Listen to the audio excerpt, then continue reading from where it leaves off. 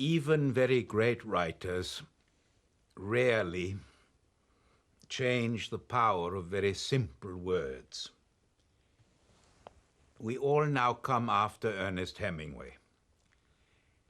Nobody has used the little word "and" again in the same way since Hemingway. And one of the great passages which illustrates all my worries about people no longer recognizing great references, people becoming deaf to the most moving literature, are in one little passage from the novel The Sun Also Rises.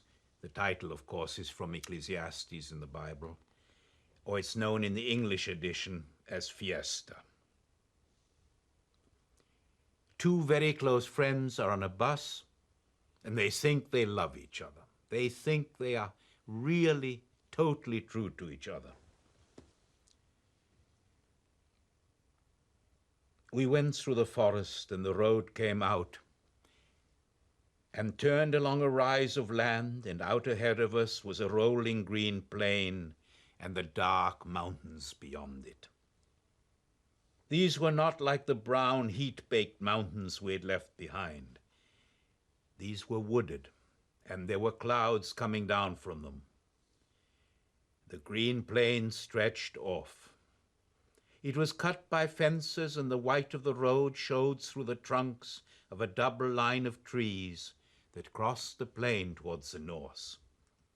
As we came to the edge of the rise, we saw the red roofs and white houses of Burguete ahead, strung out on the plain, and away off on the shoulder of the first dark mountain was the gray, metal-sheathed roof of the monastery of Roncesvalles. "There's Roncesvalles," I said. "Where?" "Way off. There, where the mountains start." "It's cold up here," Bill said. "It's high," I said. "Must be 1,200 meters."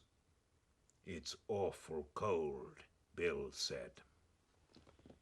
Roncesvalles is the place where in the great medieval epic of Roland and his friends are betrayed by one of their number and butchered in an ambush of the Saracens. The genius of Hemingway is not to say so. Only the word Roncesvalles tells us that these two friends are going to betray each other, that they are on the edge of the end of their relationship. And then the repetition. "It's cold up here," Bill said. "It's awful cold." And of course it is the cold of the heart. And only a very great artist can say everything without saying anything.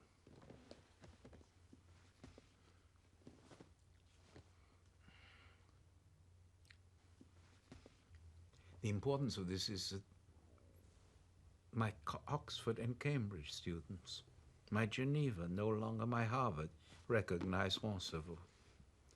So that our next editions have to have a footnote which kills the whole thing.